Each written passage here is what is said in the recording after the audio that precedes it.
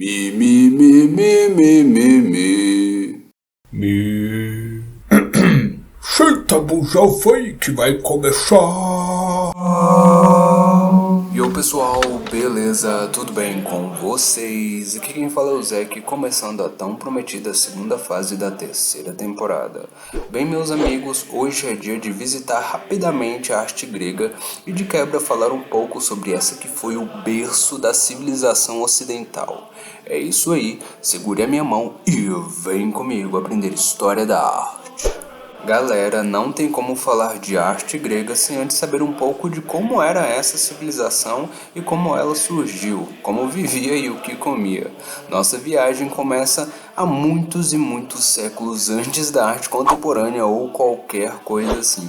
Mais precisamente 2000 anos antes de Cristo, cruzando com a Europa, a Ásia e o Oriente Médio, está a Grécia.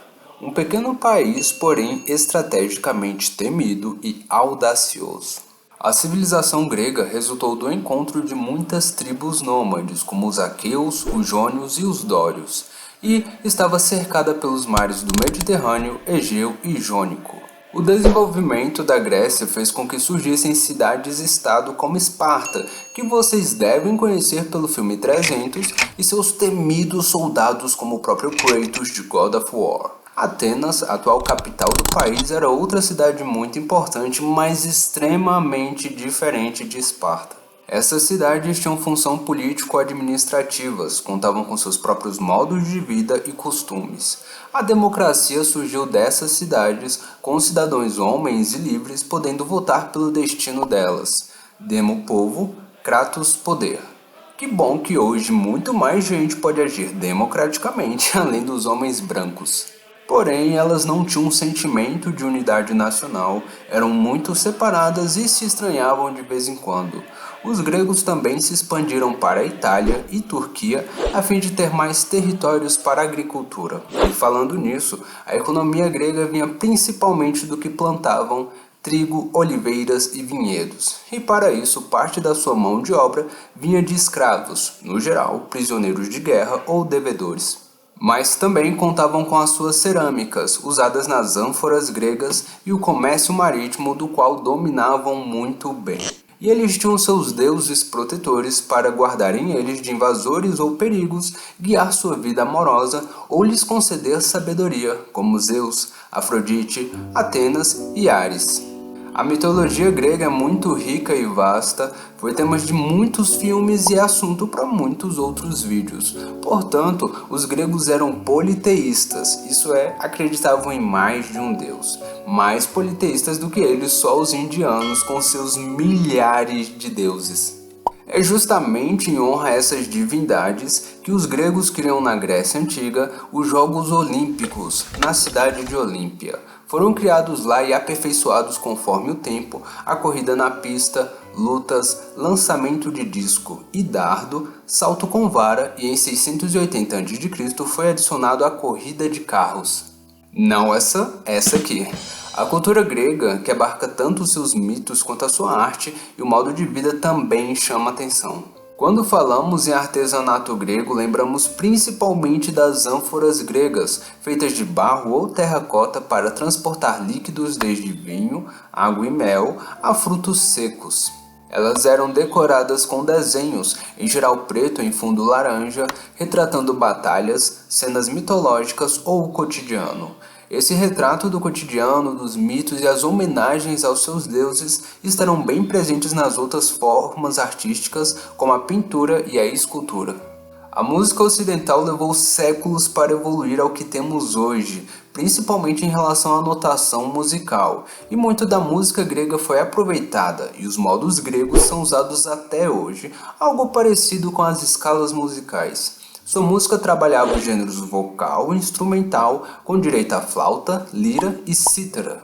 A pintura grega estava presente nas ânforas, como já falei, e também nas paredes de templos e palácios. Ela foi lembrada pelos pintores Apelles e Zeuxis. Hoje não vamos muito ao teatro, nem lemos muita poesia, mas esses costumes eram muito valorizados na cultura grega. Haviam anfiteatros ao ar livre em quase todas as cidades, e os dois gêneros mais consumidos eram peças dramáticas e comédias. Os atores usavam máscaras em suas interpretações, algo que pôde influenciar isso aqui. Em tantos séculos de existência, os gregos desenvolveram uma engenhosa arquitetura. Utilizando principalmente o mármore, criaram templos, palácios e principalmente acrópolis. Estas que eram construídas nos pontos mais altos de cada cidade, estrategicamente para avistar intrusos e afins. Temos de exemplo a Acrópole de Atenas. Sua arquitetura podia ser dividida em 3 estilos: o dórico, o jônico e o coríntio. O primeiro era pouco utilizado e foi mais apreciado pelos romanos. O coríntio trazia uma decoração e detalhes excessivos, principalmente com folhas nos capitéis das colunas. Já o jônico era o menos chamativo, tinha uma base circular e o seu capitel era decorado com caracóis em ambos os lados. Era capaz de dar a sensação de leveza. Como grandes construções locais, tínhamos fora a Acrópole de Atenas, o mítico Colosso de Rhodes, a estátua de Zeus em Olímpia e o Farol de Alexandria. A escultura grega seguia pelo mesmo tema de representação da cultura e vida grega que vimos na pintura, porém muito mais realista e detalhada. O drapeado, os músculos, a barba, mano, olha esse Poseidon, sem falar nas veias em detalhes minuciosos, e tudo no mármore, sem impressora 3D. A escultura da Grécia Antiga foi representada principalmente pelo escultor Fídias.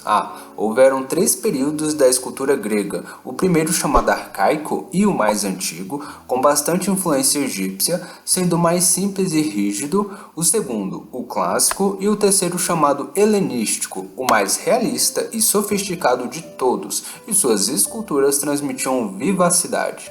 A civilização da antiga Grécia, como assim chamamos, apesar dos próprios gregos nunca terem se chamado assim, e na verdade helenos, se estendeu entre os séculos 20 e 4 a.C., com 4 períodos: o pré-homérico, o homérico, o arcaico e o clássico.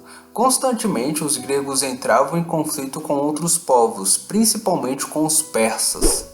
Suas estratégias de batalha e o armamento desenvolvido, como seus triremes, lhes renderiam muitas vitórias. Todavia, algumas cidades-estado já foram dominadas pelos macedônios em 359 a.C. e em 146 os gregos são totalmente dominados pelos romanos, que ficaram apaixonados pela sua cultura e decidem aproveitá-la de um jeito bem romano. É o que veremos no nosso próximo episódio.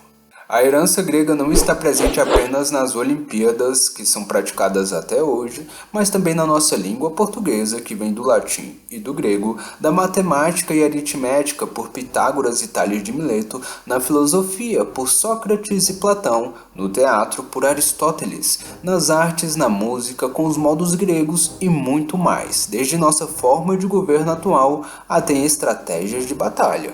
Bem pessoal, é isso. Nossos próximos episódios dessa fase abordarão a arte romana, egípcia e assim por diante. Porém, teremos apenas um episódio dessa fase por mês, para não sobrecarregar o Zeke aqui. Eu realmente espero que vocês tenham gostado e é isso aí. Por favor, deixe aquele like para valorizar o meu trabalho. Se você gostar do vídeo, curta, mas se gostar mesmo, então dê like tripla. Gostou do canal e quer ver mais vídeos como esse? Se inscreve. E clica no sininho para não perder nenhum vídeo. Comente aí a tua sugestão para os próximos episódios. Curta Arte Educação no Facebook, lá eu posto um conteúdo sobre artes. Curta Isaac Artes também, lá eu posto minha arte digital e tradicional. Me segue no Instagram, lá eu posto os meus desenhos e o canal tem o seu próprio Insta, é só me seguir.